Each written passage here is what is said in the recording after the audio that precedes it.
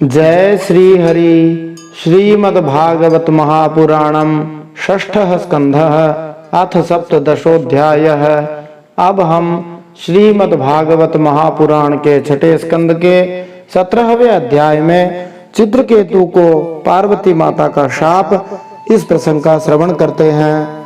श्री गणेशाय नमः, श्री सरस्वत्यै नमः, श्री गुरवे नमः, श्री पुराण पुरुषोत्तमाय नमः। पिछले छठे स्कंद के 16वें अध्याय में चित्रकेतु का वैराग्य तथा संकर्षण भगवान के दर्शन, इस प्रसंग में हमने जाना। देवर्षि नारद जी ने मृत राजकुमार के जीवात्मा को प्रत्यक्ष बुलाकर कहा, देखो तुम्हारे माता पिता सूर्य संबंधी तुम्हारे वियोग से बड़े दुखी हो रहे हैं, इसलिए तुम अपने शरीर में वापस आ जाओ और शेष आयु अपने सगे संबंधियों के साथ ही रहकर बिताओ। अपने पिता के दिए हुए भोगों को भोगो और राज सिंहासन पर बैठो। तब वह जीवात्मा अपने माता पिता से कहता है, मैं अपने कर्म फलों के अनुसार एक शरीर से दूसरे शरीर में जाता रहता हूँ। इस प्रकार कभी तो देवताओं की योनि में रहता हूँ, तो कभी निम्न पशुओं अथवा वनस्पति पेड़ों आदि के रूप में, और कभी मनुष्य योनि में रहता हूँ। इसलिए ये किस जन्म में मेरे माता तथा पिता थे? वास्तव में न तो कोई मेरी माता है न कोई मेरा पिता है, तो मैं इन दोनों व्यक्तियों को अपने माता पिता के रूप में कैसे स्वीकार कर सकता हूँ? चित्रकेतु महाराज अपने मरे हुए बेटे के लिए दुख कर रहे थे। वे चाहते तो इस स्थिति को ऐसे भी समझ सकते थे कि हो सकता है यह जीवात्मा पिछले जन्म में मेरा शत्रु रहा हो, अब मेरा बेटा बनकर उत्पन्न हो गया, मुझे कष्ट पहुंचाने के लिए असमय ही जा रहा है। सत्वगुण की संगति से जो आज हमारा मित्र है, वही कल रजोगुण तथा तमोगुण की संगति से शत्रु भी बन सकता है। भौतिक प्रकृति के इन गुणों के कार्यशील होने से ही हम मोहवश दूसरों को मित्र मान लेते हैं, कभी शत्रु मान लेते हैं अथवा पुत्र पिता मान बैठते हैं। फिर वह जीवात्मा कहता है कि जैसे सोने आदि क्रय विक्रय की वस्तुएं एक व्यापारी की यहाँ से दूसरे व्यापारी के पास पहुंच जाती है, वैसे ही जीव भी भिन्न भिन्न योनियों में उत्पन्न होता रहता है। इसमें क्या राजी होना, क्या दुखी होना? वह जीवात्मा कहती है कि वास्तव में आत्मा का किसी माता पिता आदि से कोई संबंध नहीं रहता। जब तक जीवात्मा अपने पूर्व कर्म के फलस्वरूप किन्हीं माता पिता का बेटा बनकर आता है, तभी तक माता पिता द्वारा दिए गए शरीर से उसका नाता रहता है। इस प्रकार वह अपने आप को झूठा ही उनका बेटा मानकर अत्यंत स्नेह जताता है। मरने के बाद यह संबंध नष्ट हो जाता है। ऐसी परिस्थितियों में मनुष्य को झूठे ही हर्ष तथा शोक में लीन नहीं होना चाहिए। वह जीवात्मा कहता है कि जब तक कोई वस्तु एक मनुष्य के पास रहती है, तभी तक उसका उससे संबंध रहता है, तभी तक उसमें ममता रहती है। बाद में जब वस्तु वह उससे दूर हो जाती है, तो उसकी ममता भी समाप्त हो जाती है। जीव तो नित्य है, अहंकार रहित है। वह गर्भ में आकर जब तक जिस शरीर में रहता है, तभी तक उस शरीर को अपना समझता है। बाद में उसका उससे कोई लेना देना नहीं रहता है। जैसे कोई वस्तु किसी मनुष्य के अधिकार में कुछ काल तक रह सकती है, फिर वही वस्तु किसी दूसरे के अधिकार में चली जाती है। जैसे ही वह वस्तु जाती है, वैसे ही पहले वाले स्वामी का स्वामित्व भी चला जाता है। जब तक वह वस्तु उसके अधिकार में है, उसके प्रति लगाव भी रहता है, लेकिन उसको बेचते ही सारा लगाव भी छूट जाता है। तो जीवात्मा कहता है, अब मैं इस शरीर में नहीं आने वाला, मेरा इससे जो संबंध था वह समाप्त हो गया है। शास्त्रों का कथन है कि जीवात्मा बाल के अग्रभाग के 10,000वें भाग के तुल्य है, माने बहुत सूक्ष्म है। फिर वह जीवात्मा कहता है कि यह जो जीवात्मा है, इसका न तो कोई प्रिय होता है न कोई अप्रिय होता है। यह अपने पराये में कोई भेदभाव नहीं रखता है। इस प्रकार जीवात्मा और परमात्मा दोनों समान हैं, लेकिन जीव सूक्ष्म होने के कारण इन्हें कम मात्रा में रखता है, जबकि परमात्मा सर्वव्यापी है तथा विराट है।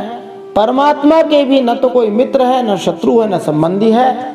जैसा कि भगवान श्री कृष्ण भगवत गीता के 9वें अध्याय के 29वें श्लोक में कहते हैं, समोहम सर्वभूतेषु न मे द्वेष्योस्ति न प्रियः ये भजन्ति तु मां भक्त्या मयि ते तेषु चाप्यहम्।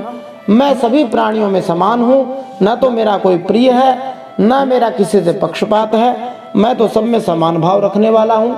लेकिन जो भक्ति से मेरी सेवा करता है वह मेरा मित्र है, मुझ में स्थित है और मैं भी उसका मित्र हूँ। भगवान के न कोई शत्रु है न मित्र है, वे उस भक्त के प्रति अनुकूल हो जाते हैं जो उनकी भक्ति में सदा ही लगा रहता है। यह आत्मा उदासीन भी है, साक्षी भी है, स्वतंत्र भी है। उदासीन का अर्थ यह नहीं है कि वह कुछ कार्यवाही नहीं करते, बल्कि इसका अर्थ यह लगाना चाहिए कि वे स्वयं इससे प्रभावित नहीं होते। जैसे एक न्यायाधीश के सामने दो विरोधी पक्ष आते हैं तो वह उदासीन रहता है, लेकिन प्रसंग के अनुसार न्याय भी करता है। महाराज चित्रकेतु को यह उपदेश दिया गया कि बेटे की मृत्यु जैसी दुखदायक घटना के उपस्थित होने पर उदासीन रह पाना असंभव है। फिर भी चूंकि ईश्वर हर प्रकार से संतुलन करना जानते हैं, इसलिए सबसे सुगम मार्ग यही है कि उन्हीं भगवान पर आश्रित रहा जाए और उन्हीं की भक्ति की जाए। मनुष्य को चाहिए कि वह भक्ति का अपना उत्तरदायित्व निभाए और कर्मफल के लिए पूर्ण पुरुषोत्तम भगवान पर आश्रित रहे। जैसा कि भगवद गीता दूसरे अध्याय के 47 श्लोक में कहा है, कर्मण्येवाधिकारस्ते मा फलेषु कदाचन। हमारा अधिकार केवल कर्मों में ही है, उसके फल में कदापि नहीं है। जब उन रानियों ने चित्रकेतु के बेटे को विष दे दिया तब उनको बड़ा दुख हुआ। बाल हत्या के कारण से उनके चेहरों के सौंदर्य जाते रहे। यह बाल हत्या की प्रथा दीर्घ काल से मानव समाज में चली आ रही है, लेकिन उस समय ये विरह की जाती थी। आजकल कलयुग में तो गर्भपात, भ्रूण हत्या एक सामान्य बात हो गई है। यहाँ तक कि कभी कभी जन्म के बाद भी बच्चे की हत्या कर दी जाती है। यदि कोई स्त्री ऐसा जघन्य कार्य करती है तो वह धीरे धीरे अपना शारीरिक सौंदर्य खो बैठती है। जिस स्त्री ने कभी ऐसा दुष्कर्म किया हो, अपने संतान की हत्या की हो, तो उसे प्रायश्चित करना होता है, लेकिन आजकल ऐसा कोई करता नहीं। ऐसी दशा में जो स्त्री बाल हत्या, गर्भपात जैसा अपराध करती है, उसे इसी जीवन में तथा अगले जन्म में भी दुख भोगना पड़ता है। इस घटना को सुनकर जो सच्चे आत्मा हैं, भगवान की भक्ति में लगे हुए हैं, उन्हें कभी भी गर्भपात नहीं करवाना चाहिए, गर्भपात से दूर ही रहना चाहिए। अपने दुष्कर्मों के लिए अत्यंत गंभीरता से भगवान की भक्ति अपनानी चाहिए। यदि कोई निरपराध भाव से भगवान के नाम का जप करता है तो तुरंत ही उसके सभी पाप कर्मों का प्रायश्चित हो जाता है। लेकिन मनुष्य को चाहिए कि ऐसे पाप कर्म दोबारा कभी न करे, क्योंकि यह अपराध है। फिर नारद जी महाराज चित्रकेतु को बड़ा ही सुंदर उपदेश देते हुए कहते हैं कि मैं एक स्तोत्र बताता हूँ, उसका ध्यान कीजिए। ओमकार स्वरूप भगवान है, वे वासुदेव, प्रद्युम्न, अनिरुद्ध और संकर्षण, इन 4 रूपों में रहते हैं। क्रमशः चित्त, बुद्धि, मन और अहंकार के अधिष्ठाता हैं। हमें उन भगवान की स्तुति करनी चाहिए। नारद जी कहते हैं, जिस प्रकार अग्नि के संपर्क से तपा हुआ लोहा भस्म कर देने में भी समर्थ होता है, वैसे ही शरीर, इंद्रियां, प्राण शक्ति, मन, बुद्धि ये सब पिंड मात्र हैं, लेकिन फिर भी भगवान की चेतना के कण से ही अपने अपने कार्यों में लगे रहते हैं। जिस प्रकार अग्नि में तपे बिना जो लोहा होता है वो दूसरे को जलाने में समर्थ नहीं होता, वैसे ही सारी शारीरिक शक्तियाँ, बुद्धि, मस्तिष्क, इंद्रियां ये सब श्री भगवान की कृपा से ही चलते हैं।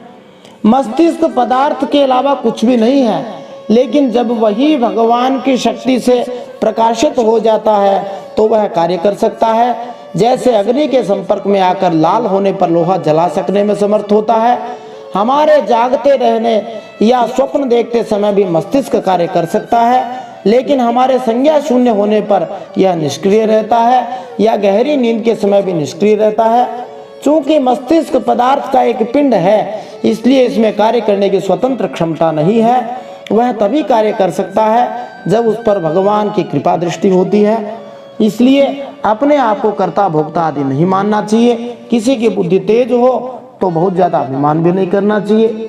जब अंगिरा मुनि राजा चित्रकेतु को सर्वप्रथम मिलने आए थे, तब नारद जी साथ में नहीं आए थे। चित्रकेतु के बेटे की मृत्यु के बाद नारद मुनि वहां आते हैं और चित्रकेतु को भक्ति योग का उपदेश प्रदान करते हैं। इनमें अंतर यही था, प्रारंभ में चित्रकेतु में वैराग्य भाव नहीं था, लेकिन बेटे की मृत्यु के बाद जब बड़ा दुख हुआ तब संसार की असारता को समझकर उनके मन में वैराग्य जागृत हो गया। यह दुखदायी अवस्था ही भक्ति योग का उपदेश प्रदान करने के लिए बहुत उपयुक्त समय है। आजकल सभी स्थानों पर प्रायः सभी लोग अत्यंत भोग में आबद्ध हो गए हैं। इसलिए सभी लोगों को भगवान की भक्ति में लगाने का प्रयास करना चाहिए। नारद जी महाराज के द्वारा बताए गए दिव्य उपदेश को मानकर चित्रकेतु ने 7 दिन तक केवल पानी पीकर बड़ी एकाग्रता के साथ अनुष्ठान करके भगवान शेष जी के दर्शन प्राप्त कर लिए और विद्याधरों का अखंड आधिपत्य भी प्राप्त कर लिया।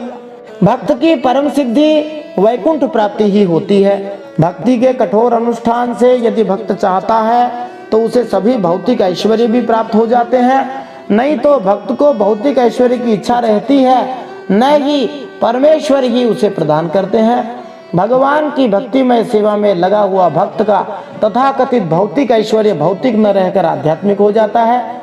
जैसे यदि कोई भक्त एक सुंदर मूल्यवान मंदिर बनाता है, उसमें धन खर्च करता है, तो यह निर्माण कार्य भौतिक नहीं बल्कि आध्यात्मिक होता है। भक्त का मन कभी भी मंदिर के भौतिक पक्ष की ओर कभी नहीं जाता। मंदिर के निर्माण में लगने वाली ईंटें, पत्थर, लकड़ी आदि की विग्रह जो हैं वे सब आध्यात्मिक हैं। जो पत्थर से बने हुए होने पर भी पत्थर की न होकर साक्षात भगवान ही हैं। भक्त को भौतिक ऐश्वर्य भगवान के द्वारा इसीलिए दिया जाता है कि वह आध्यात्मिक उन्नति करे, भगवान की भक्ति प्राप्त करे। भगवान श्री विष्णु की आराधना से भक्त को मनोवांछित फल प्राप्त हो सकता है, लेकिन शुद्ध भक्त भगवान श्री विष्णु से कभी भी भौतिक लाभ की याचना नहीं करता। जब चित्रकेतु को भगवान संकर्षण के दर्शन होते हैं, तब चित्रकेतु आर्या छंद के अंदर जो श्रीमद् भागवत में इसी स्थान पर आया है, भगवान की स्तुति करते हैं। भगवान की स्तुति करते हुए चित्रकेतु कहते हैं कि हे प्रभु, आप अजित हैं, माने आपको कोई जीत नहीं सकता है। वास्तव में श्री भगवान और भक्त दोनों ही अजित हैं, माने दोनों की ही जीत होती है। श्री भगवान भक्तों के द्वारा जीते जाते हैं, भक्त श्री भगवान द्वारा जीते जाते हैं। एक दूसरे से जीते जाने के कारण ही अपने इस संबंध से ही उन्हें दिव्य आनंद की प्राप्ति होती है। इस पारस्परिक विजय की सर्वोच्च पूर्णता भगवान श्री कृष्ण तथा गोपियों द्वारा प्रकट होती है। गोपियां भगवान श्री कृष्ण से हारती थीं, अर्थात गोपियों ने भगवान श्री कृष्ण को जीता और भगवान श्री कृष्ण ने गोपियों को जीत लिया। फिर चित्रकेतु भगवान की स्तुति करते हुए कहते हैं कि जो लोग अपने आप को बड़ा वैज्ञानिक समझते हैं, बहुत ऊंची चीज समझते हैं, वे सब यह नहीं जानते कि इस संसार को बनाने वाले भगवान हैं। उन्हीं के एक अंश से ही सारी शक्तियां उत्पन्न होती हैं। आधुनिक भौतिकवादी जगत के तथाकथित वैज्ञानिकों को ये घमंड होता है कि उन्होंने वायुयान जैसी आधुनिक सुविधाएं उत्पन्न की, लेकिन इसका श्रेय भगवान को ही मिलना चाहिए, न कि वैज्ञानिकों को, जिन्होंने तथाकथित आश्चर्यजनक चीजें बनाई हैं। क्योंकि भगवान भगवत गीता में जैसा कि 15वें अध्याय के 15वें श्लोक में कहते हैं, मत्तः स्मृतिर ज्ञानम अपोहनम च, किसी को भी कोई भी बुद्धि ज्ञान मिला है वह सब मेरे ही कारण मिला है। आजकल पाश्चात्य देशों में स्वचालित वाहनों का निर्माण किया जा रहा है, ऑटोमेटिक गाड़ियों का। इन मोटर कारों के सभी अवयव इनकी सृष्टि के लिए बनाने के लिए आवश्यक बुद्धि निश्चय ही भगवान के द्वारा प्रदान की जाती है। अंत में जब ये वाहन नष्ट हो जाते हैं तो तथाकथित बनाने वालों के सामने समस्या उठ खड़ी होती है, इन अवयवों का क्या किया जाए। इनके वास्तविक तथा आद्य सृजनकर्ता तो श्री भगवान ही हैं। तथाकथित सृजनकर्ताओं को मूल सृष्टि कार्य का श्रेय नहीं मिलना चाहिए, सारा श्रेय भगवान को ही जाता है, भगवान ही सब कुछ करने वाले हैं। फिर चित्रकेतु कहते हैं कि नन्हे से नन्हे परमाणु से लेकर बड़े से बड़े महत्त्व पर्यंत संपूर्ण वस्तुओं के आदि अंत और मध्य में श्री भगवान आप ही विराजमान हैं। इस प्रकार भगवान को परमाणु विज्ञान का जनक बताते हुए चित्रकेतु महाराज कहते हैं, वैज्ञानिक लोग कहते हैं कि पानी की उत्पत्ति हाइड्रोजन और ऑक्सीजन के मिलने से होती है, लेकिन जब विशाल सागर की अनंत जलराशि देखते हैं तो उनकी बुद्धि चकरा जाती है। इतनी मात्रा में ऑक्सीजन हाइड्रोजन कहाँ से आया। उनका विचार है कि सभी वस्तुएं रसायनों से उद्भूत हुई हैं, लेकिन ये सारे रसायन आए कहाँ से, ऑक्सीजन हाइड्रोजन कहाँ से आए, इसको वे नहीं जानते। चूंकि भगवान सभी कारणों के कारण है, इसलिए वे रासायनिक विकास के लिए प्रचुर मात्रा में रसायन उत्पन्न भी कर सकते हैं।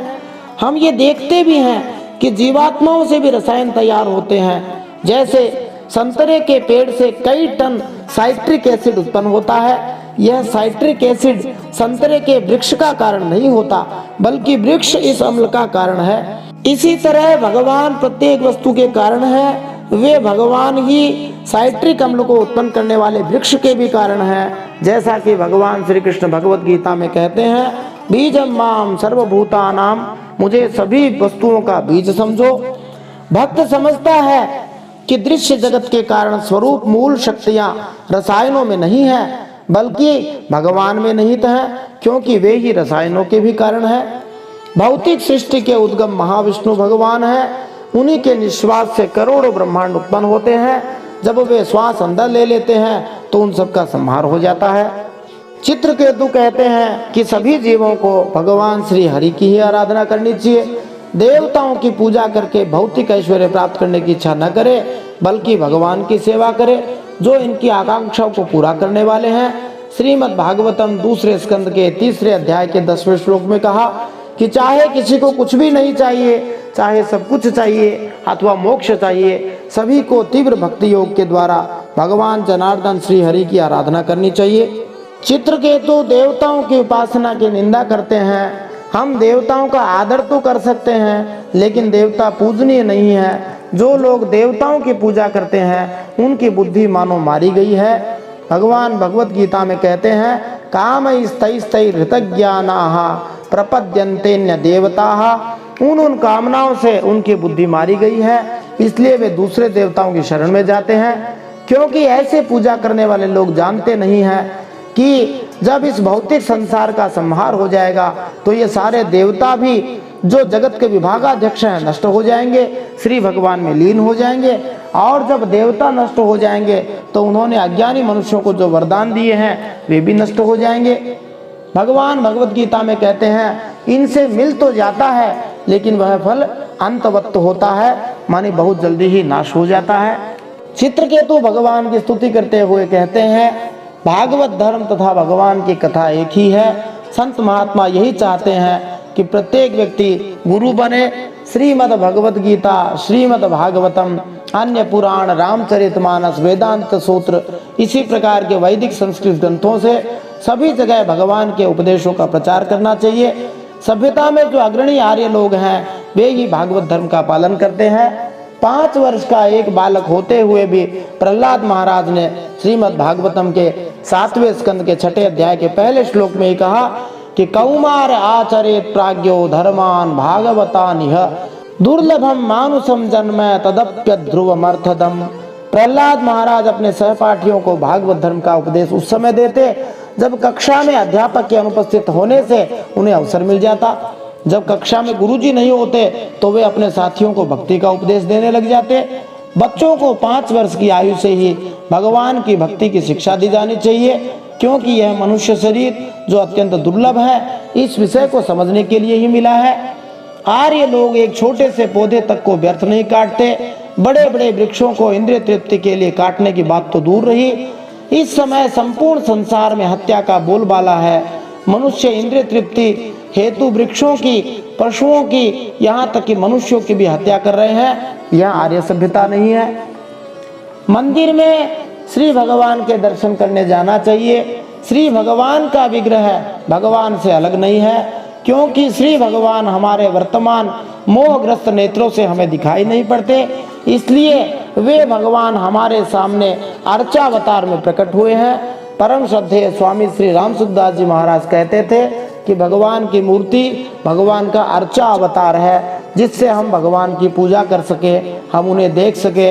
इसलिए मंदिर में स्थित भगवान के विग्रह को भौतिक नहीं समझना चाहिए। श्रील प्रभुपाद जी कहते हैं कि भगवान के श्री विग्रह को भोजन भेंट करके तथा उन्हें अलंकृत करके उनकी सेवा करने से मनुष्य को वही फल प्राप्त होता है जो वैकुंठ में साक्षात भगवान नारायण की सेवा करने से प्राप्त होता है। दूसरा भाव यह भी है कि जैसे एक पिता केवल इतने ही चाहता है कि वह अपने संतान को अपनी आंखों से देखता रहे, ऐसे ही हमें भगवान के सामने जाकर केवल भगवान को दर्शन देना चाहिए। अब हम श्रीमद् भागवत महापुराण के 6 स्कंद के 17वें अध्याय में चित्रकेतु को पार्वती जी का शाप, इस प्रसंग में इन प्रश्नों के उत्तर प्राप्त कर सकते हैं। विद्याधर चित्रकेतु कौन था? चित्रकेतु भगवान महादेव और देवी पार्वती की आलोचना करते हुए क्या कहता है? दक्ष प्रजापति और चित्रकेतु द्वारा की गई भगवान शिव की निंदा में क्या अंतर है? चित्रकेतु के घमंड और धृष्टता से खिन्न होकर पार्वती माता ने उसे क्या शाप दिया? क्यों अभिमान और श्री हरि में वैर है? क्या हमारे सुख दुख के कारण श्री भगवान है? भगवान शंकर माता पार्वती से चित्रकेतु जैसे श्री हरि भक्तों की क्या महिमा कहते हैं? इस संसार में कौन किसी से भी नहीं डरते हैं? एक श्रेष्ठ श्री हरि भक्त कैसा होता है? तो आइए इन सब प्रश्नों के उत्तर आज के इस छठे स्कंद के 17वें अध्याय में प्राप्त करते हैं। जय श्री हरि। नारायणं नमस्कृत्य नरं चैव नरोत्तमं देवीं सरस्वतीं व्यासं ततो जयमुदीरयेत्।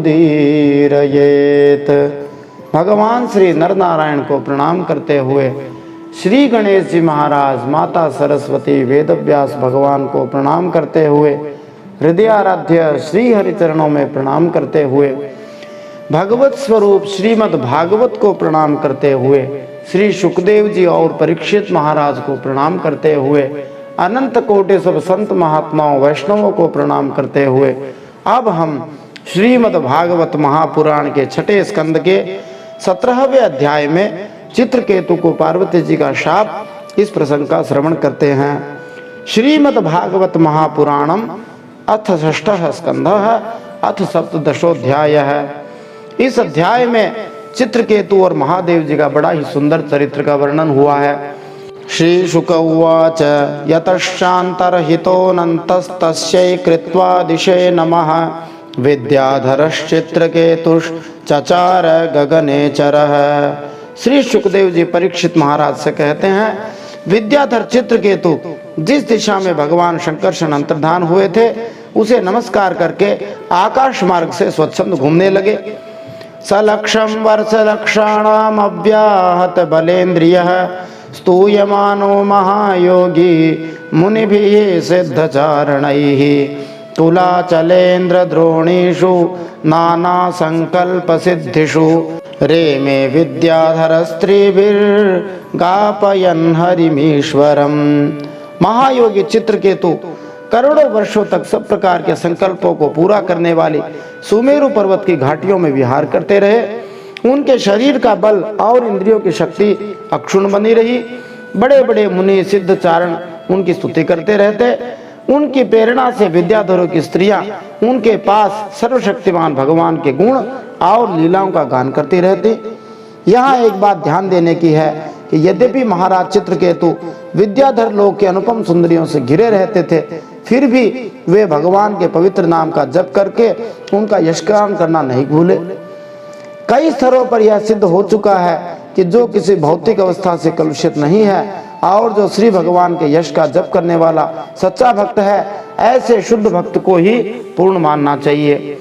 इतना ऐश्वर्य प्राप्त करके भी चित्रकेतु भगवान के नाम का जप नहीं भूले, यही इनकी महत्ता है।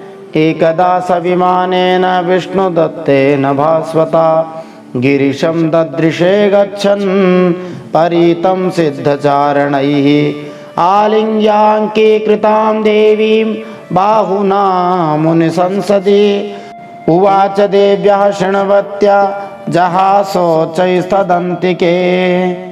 एक दिन की बात है, चित्रकेतु भगवान के दिए हुए तेजोमय विमान पर सवार होकर कहीं जा रहे थे।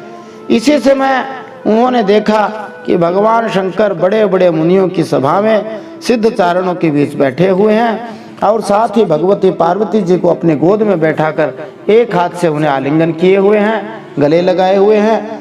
यह देखकर चित्रकेतु विमान पर चढ़े हुए ही उनके पास चले गए और भगवती पार्वती को सुना सुना कर जोर से हंसने लगे और इस प्रकार कहने लगे। यहाँ पर भगवान की एक योजना को समझना चाहिए। पार्वती जी के शाप से चित्रकेतु वृत्रासुर बने, जिससे वह अगले जन्म में श्री भगवान के धाम को तुरंत लौट सके। ऐसे अनेक उदाहरण मिलते हैं जब भक्त से असुर का कार्य कराते हुए भगवान ने अनुग्रहवश उसे अपने धाम वापस बुला लिया। तो मानो भगवान ही चित्रकेतु के अंदर प्रेरणा करवा रहे हैं कि उसका उद्धार हो जाए, क्योंकि भगवान हमारे हृदय के प्रेरक है। जैसा गोस्वामी तुलसीदास जी ने कहा, उर प्रेरक रघुवंश विभूषण। चित्रकेतुरुवाच एष लोक गुरु साक्षात् धर्मं वक्ता शरीरिणाम् आस्ते मुख्यः सभायां वै मिथुनी भूय भार्यया जटाधरस्तीव्रतपा ब्रह्मवादी सभापतिः अंगीकृत्य स्त्रियं चास्ते गतर्हिः प्राकृतो यथा। चित्रकेतु ने कहा, अहो ये भगवान शंकर सारे संसार के धर्म शिक्षक और गुरुदेव हैं, ये समस्त प्राणियों में श्रेष्ठ हैं। इनकी यह दशा है कि भरी सभा में अपनी पत्नी को शरीर से चिपकाकर बैठे हुए हैं। जटाधारी बहुत बड़े तपस्वी एवं ब्रह्मवादियों के सभापति होकर भी साधारण मनुष्य के समान निर्लज्जता से गोद में स्त्री लेकर बैठे हैं। यद्यपि चित्रकेतु ने भगवान शिव की आलोचना की, लेकिन प्रजापति दक्ष की तरह भगवान शंकर का अपमान नहीं किया। प्रजापति दक्ष ने तो भगवान शिव को नगण्य ही मान लिया था, जबकि चित्रकेतु ने भगवान शिव के इस प्रकार आसीन होने पर आश्चर्य ही व्यक्त किया है। प्रायशः प्राकृताश्चापि स्त्रियं रहसि बिभ्रति अयं महाव्रतधरो बिभरति सदसि स्त्रियं। प्रायः साधारण मनुष्य भी एकांत में ही स्त्रियों के साथ उठते बैठते हैं, परंतु ये इतने बड़े व्रतधारी होकर भी उसे भरी सभा में लिए बैठे हैं। चित्रकेतु इस बात की प्रशंसा करते हैं कि शिव जी कितने महान हैं, जो इस स्थिति में भी अप्रभावित बने रहे। अतः चित्रकेतु अपराधी नहीं था, उसने मात्र अपना आश्चर्य प्रकट किया। श्री शुक उवाच भगवानपि तच्छ्रुत्वा प्रहस्यागादधीर् नृप तूष्णीं बभूव सदसि सभ्याश्च तदनुव्रताः इत्यतद्वीर्य विदुषी ब्रुवाणे बभ्वशोभनं रुषाः देवी धृष्टाय निर्जितात्माभिमानिने। श्री सुखदेव जी कहते हैं, परीक्षित, भगवान शंकर की बुद्धि अगाध है। चित्रकेतु का यह कटाक्ष सुनकर वे हंसने लगे, लेकिन बोले कुछ नहीं। उस सभा में बैठे हुए उनके अनुयायी सदस्य भी चुप रहे। चित्रकेतु को भगवान शंकर का प्रभाव मालूम नहीं था, इसी से वे उनके लिए बहुत कुछ बुरा भला बक रहे थे। उन्हें इस बात का घमंड भी हो गया था कि मैं जितेंद्रिय हूँ। पार्वती जी ने उनकी यह धृष्टता देखकर क्रोध से कहा। यहाँ पर समझना चाहिए, चित्रकेतु द्वारा शिवजी की आलोचना का उद्देश्य कुछ रहस्यमय है और सामान्य व्यक्ति की समझ के परे भी है। श्रीमद् भागवत की व्याख्या में श्रील प्रभुपाद जी लिखते हैं कि श्रील विश्वनाथ चक्रवर्ती ठाकुर ने इसकी इस प्रकार टिप्पणी की है कि सर्वोत्कृष्ट वैष्णव एवं सर्वाधिक शक्तिशाली देवता होने के कारण भगवान शिव अपनी इच्छा के अनुसार कुछ भी करने में समर्थ हैं। यद्यपि वे बाह्य रूप से सामान्य व्यक्ति जैसा आचरण कर रहे थे और शिष्टाचार का पालन नहीं भी कर रहे थे, लेकिन ऐसे कार्यों से उनके उच्च स्थिति में कोई कमी नहीं आती। कठिनाई यही है कि सामान्य व्यक्ति उनके इस आचरण को देखकर उसका अनुकरण कर सकता है, जैसा कि भगवत गीता के 3 अध्याय के 21वें श्लोक में बताया गया कि यद्यदाचरति श्रेष्ठस्तत्ततेवेतरो जनः सयत् प्रमाणम कुरुते लोकस तदनुवर्तते। श्रेष्ठ मनुष्य जो जो आचरण करते हैं, साधारण लोग उनका अनुकरण करते हैं। तो एक सामान्य व्यक्ति भी प्रजापति दक्ष की तरह, जिसने आलोचना का फल भोगा, भगवान शिव की आलोचना करके कष्ट का भागी हो सकता है। राजा चित्रकेतु चाहते थे कि भगवान शिव अपना बाह्य व्यवहार बंद कर दें, जिससे दूसरे लोग आलोचना न करें और अपराध के भागी भी न हो जाएं। शिव परम ज्ञानी होने के कारण चित्रकेतु के मंतव्य को समझ गए, इसलिए वे बिल्कुल भी क्रोधित नहीं हुए, बल्कि हंसकर शांत बने रहे। भगवान शिव को घेर कर बैठे हुए सभा के सदस्य भी चित्रकेतु के मंतव्य को समझ गए। फलतः शिव जी के व्यवहार की प्रतिक्रिया में उन्होंने कोई प्रतिवाद नहीं किया। उनका अनुसरण करके वे भी शांत बने रहे। नहीं तो दक्ष प्रजापति की सभा में तो इतनी देर में शाप शुरू हो गए थे। तो यहाँ पर एक लीला है। यद्यपि चित्रकेतु शिव जी का अपमान नहीं करना चाहता था, लेकिन उसे चाहिए था कि उनकी आलोचना नहीं करता। भले ही शिव जी सामाजिक शिष्टाचार का उल्लंघन कर रहे थे। कहा गया है कि तेजी यसाम न दोषाय। गोस्वामी तुलसीदास जी ने कहा कि समरथ कहु नहीं दोष गोसाई, रवि पावक सुर सर की नाई। जो अत्यंत समर्थ होता है उसे निर्दोष मानना चाहिए। जैसे सूर्य की बुराई किसी को नहीं करनी चाहिए, यद्यपि वह सड़कों से मूत्रादि को भी उड़ा देते हैं। सर्वाधिक शक्तिमान की आलोचना न तो सामान्य व्यक्ति द्वारा, न ही महान पुरुष द्वारा होनी चाहिए। कठिनाई यह थी कि चित्रकेतु भगवान विष्णु संकर्षण का महान भक्त हो गया था और भगवान संकर्षण का अनुग्रह प्राप्त होने से कुछ घमंड भी हो गया था। इसलिए उसने सोचा कि वह किसी को भी, चाहे वे शिव जी ही क्यों न हो, आलोचना कर सकता है, कुछ भी कह सकता है।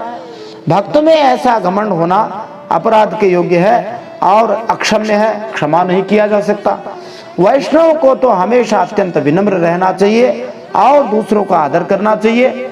ये बात बार बार आती है कि तृणादपि सुनीचेन तरोरपि सहिष्णुना अमानिना मान देन कीर्तनीय सदा हरि। अपने आप को तिनके से भी नीचा समझे, पेड़ से भी ज्यादा सहनशील बनाए और सभी को सम्मान दे, वही भक्त होता है। तो वैष्णव को किसी अन्य की स्थिति को कम करने की चेष्टा नहीं करनी चाहिए। विनम्र बने रहकर भगवान के नाम का जप करना ही श्रेयस्कर है।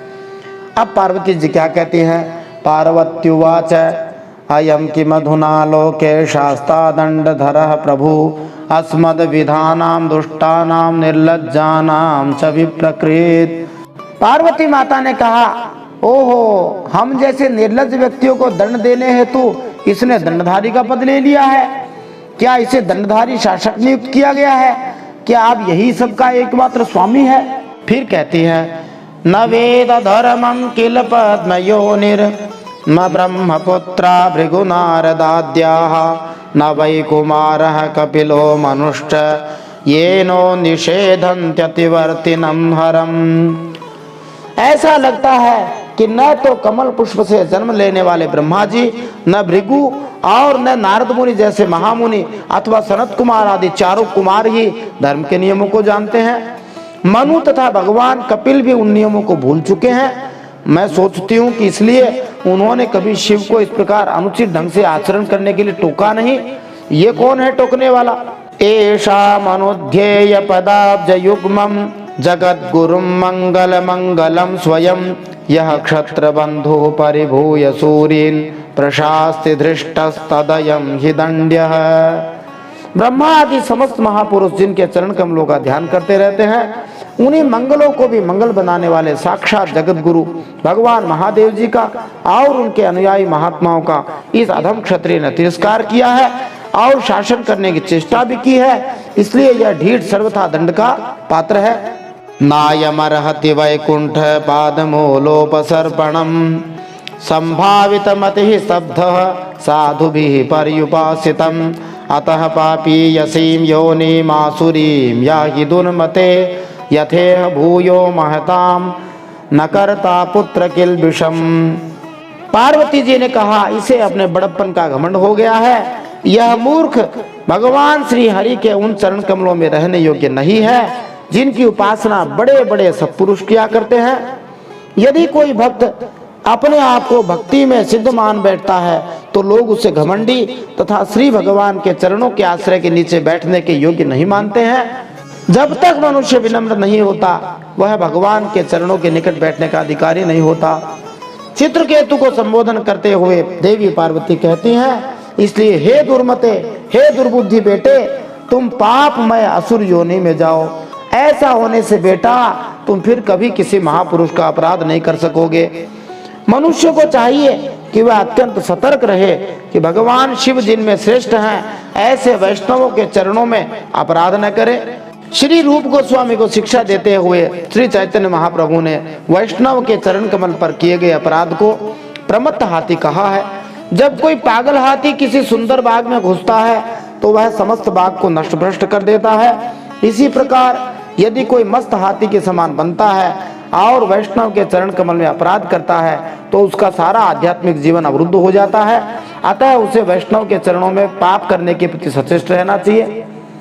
देवी दुर्गा माता कहलाती हैं और भगवान शिव पिता कहलाते हैं। शुद्ध वैष्णव भक्त को चाहिए कि दूसरों की आलोचना निंदा किए बिना अपना कर्तव्य पालन करने में अत्यंत सतर्क रहे।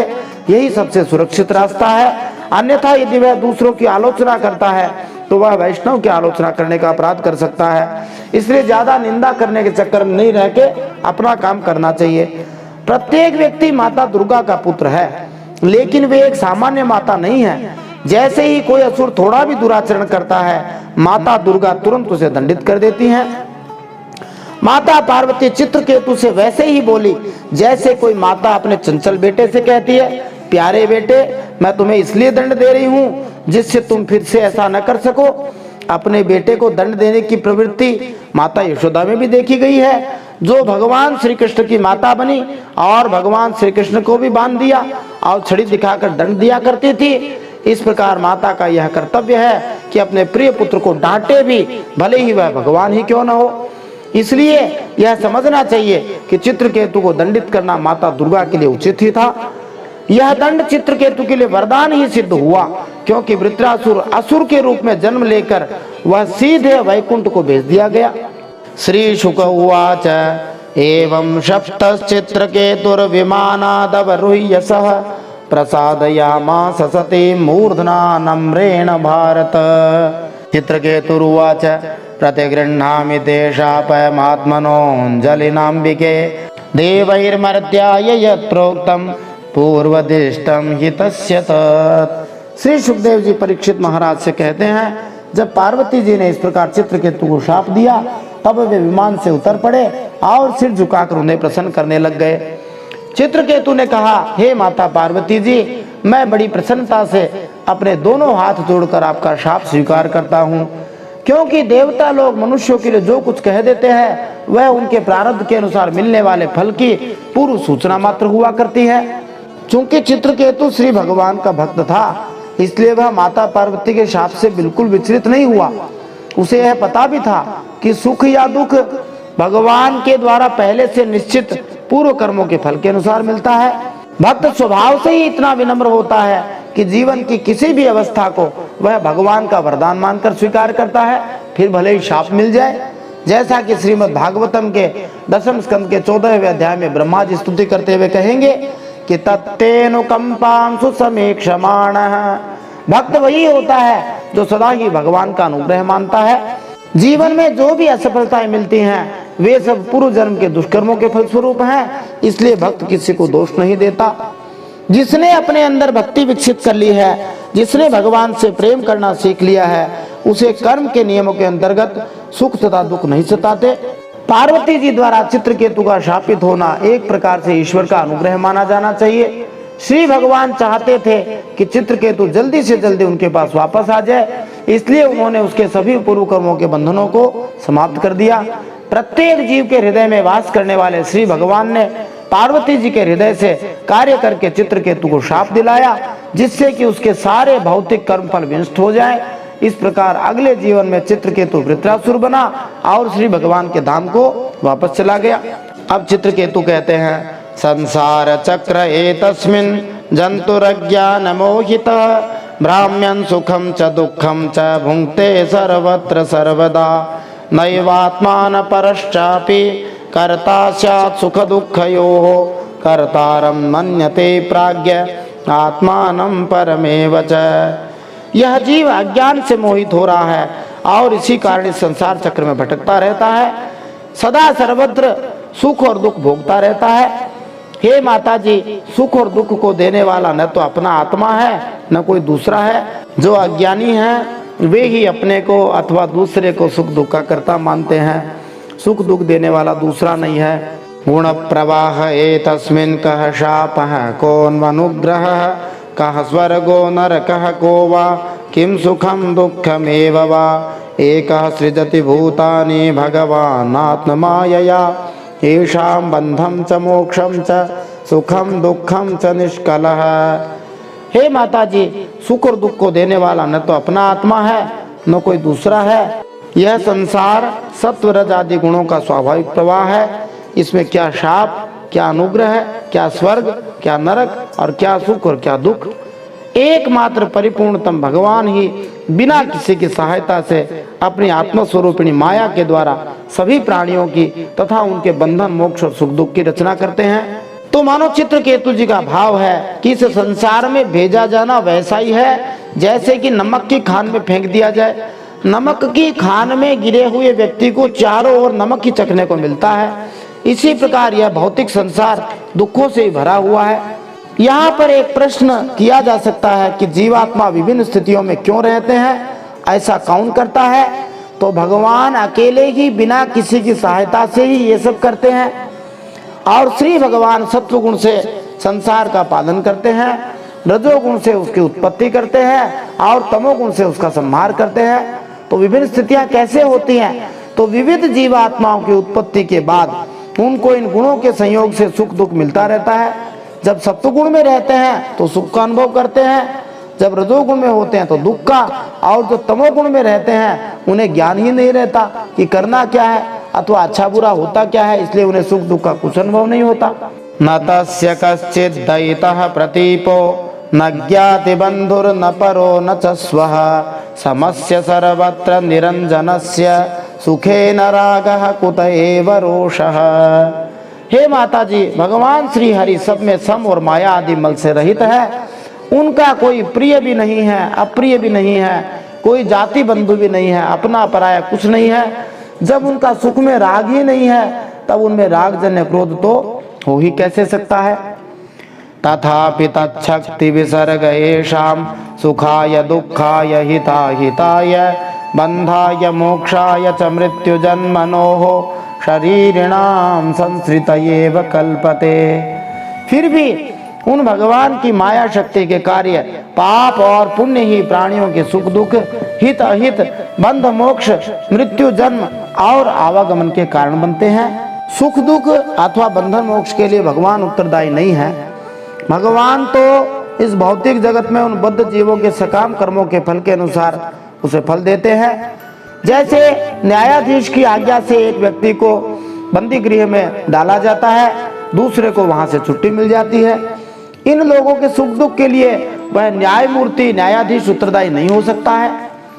एक और उदाहरण से इसको समझ सकते हैं कि भगवान किसी को सुख दुख नहीं देते हैं। कमल के अंदर भंवरा रहता है, कमलनियां सूर्य प्रकाश से खिलती हैं, सूर्य प्रकाश के अभाव में बंद हो जाती हैं। उससे भंवरों को आनंद मिलता है या कष्ट का अनुभव होता है, लेकिन भंवरों के सुख या दुख के लिए सूर्य या सूर्य का प्रकाश उत्तरदायी नहीं हो सकता है। सूर्य तो केवल एक माध्यम बना है जिसके कारण से कमल खिलता है और भंवरा स्वयं जाके उसमें सुख मानता है। शाम के समय जब कमल बंद हो जाता है तो भंवरा उसके अंदर बंद होके मोह के कारण मर भी जाता है। अथ प्रसादयेन त्वां शापमोक्षाय भामिनी यन्मन्यसे असाधुक्तं मम तत्क्षम्यतां सती। श्रीशुक उवाच इति प्रसाद्य गिरिशौ चित्रकेतुररिन्दम जगाम स्वविमानेन पश्यतोः स्मयतोस्तयोः। इसलिए चित्रकेतु जी अंत में कहते हैं, हे पतिप्राणा देवी पार्वती माता, मैं शाप से मुक्त होने के लिए आपको प्रसन्न नहीं कर रहा हूँ। मैं तो यह चाहता हूँ कि आपको मेरी जो बात अनुचित प्रतीत हुई हो उसके लिए आप मुझे क्षमा कर दें। एक भक्त की यही महानता होती है। श्री सुखदेव जी कहते हैं, परीक्षित, विद्याधर चित्रकेतु भगवान शंकर और पार्वती जी को इस प्रकार प्रसन्न करके उनके सामने ही विमान पर सवार होकर वहां से चले गए। इससे उन लोगों को बड़ा विस्मय हुआ। ततस्तु भगवान रुद्रो रुद्राणीमिदमब्रवीत् देवर्षि दैत्य सिद्धानां पार्षदानां च शृण्वताम्। श्री रुद्र उवाच दृष्टवत्यसि शुश्रोणि हरेरद्भुत कर्मणः माहात्म्यं भृत्य भृत्यानां निस्पृहाणां महात्मनां। तब भगवान शंकर ने देवता, ऋषि, दैत्य, सिद्ध और पार्षदों के सामने ही भगवती पार्वती जी से यह बात कही। भगवान शंकर ने कहा, हे सुंदरी, दिव्य लीला विहारी भगवान के निष्प्रिय माने कुछ भी न चाहने वाले और उदार हृदय दासानुदासों की महिमा तुमने अपनी आंखों से देख ली। चित्रकेतु ने बदले में प्रतिकार में कुछ भी नहीं कहा। यही भक्त की श्रेष्ठता है। अप्रत्यक्ष रूप से भगवान शिव ने पार्वती जी को भविष्य में चित्रकेतु जैसे भगवान के भक्त को शाप देने की भूल न करने के लिए आगाह किया था। नारायण परः सर्वे न कुतश्चन बिभ्यति स्वर्गापवर्ग नरके स्वपितुल्यार्थदर्शिनः देहिनां देह संयोगात् द्वन्द्वानीश्वर लीलया सुखम दुखम मृतिर्जन्म शापोनुग्रह एव च। भगवान शंकर देवी पार्वती को कहते हैं, जो लोग भगवान के अनन्य शरणागत होते हैं वे किसी से भी नहीं डरते, क्योंकि उन्हें स्वर्ग, मोक्ष और नरकों में भी एक ही वस्तु के केवल भगवान नारायण के ही समान भाव से दर्शन होते हैं। जीवों को भगवान की लीला से ही देह का संयोग होने के कारण सुख दुख, जन्म मरण और शाप अनुग्रह आदि द्वंद्व प्राप्त होते हैं। यहाँ मानो पार्वती जी भगवान शंकर से पूछती हैं कि भक्त इतने महान होते कैसे हैं, तो इसका उत्तर यह दिया जाता है कि भक्त जो है भगवान नारायण पर आश्रित होते हैं। वे जीवन की विफलताओं की चिंता नहीं करते हैं। जीवन में सुख दुख जन्म मरण ये सब अपने आप ही प्राप्त होते हैं। भक्त इनसे विचलित नहीं होता। जैसे श्री हरिदास ठाकुर थे, उनको 22 बाजारों में बेंतों से पीटा गया, लेकिन वे फिर भी बिल्कुल विचलित नहीं हुए। उल्टे वे हंसते हुए इस पिटाई को सहते रहे। संसार की विचलनकारी द्वैतताओं के होते हुए भी भक्त कभी भी विचलित नहीं होते। महादेव जी कहते हैं, अविवेक कृतः पुंसो यर्थ वेदैवात्मनि गुण दोष विकल्पश्च विदेव सृजिवत्कृतः वासुदेवे भगवती भक्तिमुद्वहतां नृणां ज्ञान वैराग्य वीर्याणां नेह कश्चिद व्यपाश्रयः। जैसे सपने में भेद भ्रम से सुख दुख आदि की प्रतीति होती है, जागने पर ब्रह्मवश माला में ही सर्वबुद्धि हो जाती है, वैसे ही मनुष्य अज्ञानवश आत्मा में देवता मनुष्य आदि का भेद तथा गुण दोष आदि की कल्पना कर लेता है। जिनके पास ज्ञान और वैराग्य का बल होता है और जो भगवान वासुदेव के चरणों में भक्ति भाव रखते हैं, उनके लिए इस संसार में ऐसी कोई भी वस्तु नहीं है जिसे वे हेय मानी छोड़ने योग्य या उपादेय मानी ग्रहण करने योग्य समझे और उससे राग द्वेष कर ले। ना हम विरिंचो न कुमार नारदौ न ब्रह्मपुत्रा मुनयः सुरेशा विदामयस्ये हितमंशकांशका न तत्स्वरूपं पृथगीशमानिनः। महादेव जी कहते हैं कि मैं ब्रह्मा जी, सनकादि मुनि, नारद जी महाराज, भृगु जी जो ब्रह्मा जी के पुत्र हैं, ऐसे मुनि और बड़े बड़े देवता कोई भी श्री भगवान की लीला का पूरा रहस्य नहीं जान पाते हैं। ऐसी अवस्था में जो उनके नन्हे से नन्हे अंश हैं और अपने को उनसे अलग ईश्वर मान बैठे हैं, वे उनके स्वरूप को जान ही कैसे सकते हैं। मयस्यास्ति प्रियः कश्चिन्ना प्रियः स्वः परोऽपि वा आत्मत्वात् सर्वभूतानां सर्वभूत प्रियो हरिः तस्य चायं महाभागश्चित्रकेतुः प्रियोऽनुगः सर्वत्र समदृक्षान्तो यहं चैवाच्युत प्रियः। भगवान को न तो कोई प्रिय है न अप्रिय है, उनका न कोई अपना है न पराया है, वे सभी प्राणियों की आत्मा है, इसलिए सभी प्राणियों के प्रीतम है। यह परम भाग्यवान चित्रकेतु उन्हीं भगवान का प्रिय अनुचर शांत एवं समदर्शी है और मैं भी भगवान श्री हरि का ही प्रिय हूँ। तस्मान्न विस्मयः कार्य पुरुषेषु महात्मसु महापुरुष भक्तेषु शांतेषु समदर्शिषु। श्री शुक उवाच इति श्रुत्वा भगवतः शिवस्योमाभिभाषितं बभूव शान्तधीराजन् देवी विगत विस्मया। इसलिए तुम्हें भगवान के प्यारे भक्त शांत समदर्शी महात्मा पुरुषों के संबंध में किसी प्रकार का आश्चर्य नहीं करना चाहिए। श्री सुखदेव जी परीक्षित महाराज से कहते हैं कि भगवान शंकर का यह भाषण प्रवचन सुनकर भगवती पार्वती जी की चित्तवृत्ति शांत हो गई और उनका विस्मय जाता रहा। इति भागवतो देव्याः प्रतिशप्तु मलन्तमः मूर्धनासन् जगृहे शापमेतावत्साधु लक्षणं जज्ञे त्वष्टुर्दक्षिणाग्नौ दानवीं योनिमाश्रितः वृत्र इत्यभिविख्यातो ज्ञान विज्ञान संयुतः। भगवान के परम प्रेमी भक्त चित्रकेतु भी भगवती पार्वती जी को बदले में शाप दे सकते थे, परंतु उन्होंने उन्हें शाप न देकर उनका शाप सिर पर चढ़ा लिया। यही साधु पुरुष का लक्षण है। भक्त को अत्यंत विनम्र होना चाहिए, बड़ों का सम्मान करना चाहिए। भगवान के द्वारा रक्षित होने से भक्त सदा शक्तिमान होता है, लेकिन वह अपनी शक्ति का वृथा प्रदर्शन करना नहीं चाहता। किंतु यदि अल्पज्ञानी व्यक्ति को थोड़ी सी भी शक्ति मिल जाती है तो वह उसका उपयोग इंद्रिय तृप्ति के लिए करना चाहता है। भक्त का आचरण ऐसा नहीं होता। माता दुर्गा भवानी शिव जी की पत्नी के द्वारा शापित होकर उसी चित्रकेतु ने आसुरी योनि में जन्म लिया। वह त्वष्टा द्वारा किए गए यज्ञ से असुर के रूप में प्रकट हुआ। यद्यपि वह दिव्य ज्ञान और उसके व्यावहारिक उपयोग में अभी भी परिपूर्ण था और इस प्रकार वह वृत्रासुर के नाम से प्रसिद्ध हुआ। एतत्ते सर्वमाख्यातं यन्मां त्वं परिपृच्छसि वृत्रस्यासुर जातेश्च कारणं भगवन्मतेः इतिहासमिमं पुण्यं चित्रकेतोर्महात्मनः माहात्म्यं विष्णुभक्तानां श्रुत्वा बन्धाद् विमुच्यते य एतत् प्रातरुत्थाय श्रद्धया वाग्यतः पठेत् इतिहासं हरिं स्मृत्वा स याति परमां गतिम्। तुमने मुझसे पूछा था कि वृत्रासुर का दैत्य योनि में जन्म क्यों हुआ और उसे श्री भगवान की ऐसी भक्ति कैसे प्राप्त हुई, उसका पूरा पूरा विवरण मैंने तुम्हें सुना दिया।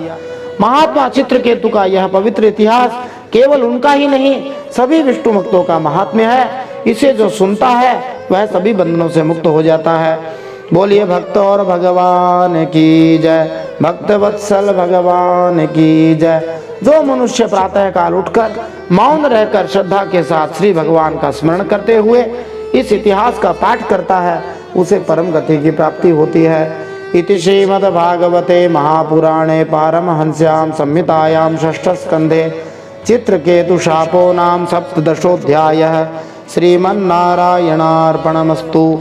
इस प्रकार श्रीमद्भागवत महापुराण परमहंसों की संहिता छठे स्कंद में चित्रकेतु शाप नामक 17वां अध्याय भगवान श्री नारायण के चरणों में समर्पित हो।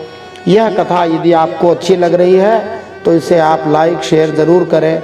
चैनल को सब्सक्राइब भी करना चाहिए, जिससे आपको भविष्य में कथाएं मिलती रहेगी। यह भगवान की विशुद्ध कथा है। एक एक श्लोक का श्रवण करने से अश्वमेध यज्ञ का फल प्राप्त होता है। अतः यत्न पूर्वक सभी श्लोकों को सुनने का प्रयास करना चाहिए। जो सुनता है उसके ऊपर भगवान की बड़ी कृपा हो जाती है। श्रीमद् भागवत जी का एक एक श्लोक श्री भगवान की वांगमयी मूर्ति है। इसको साधारण नहीं समझना चाहिए, यत्न पूर्वक श्रद्धा से श्रवण करने का प्रयास करना चाहिए। बोलिए सियावर रामचंद्र भगवान की जय। श्रीमद् भागवत महापुराण की जय।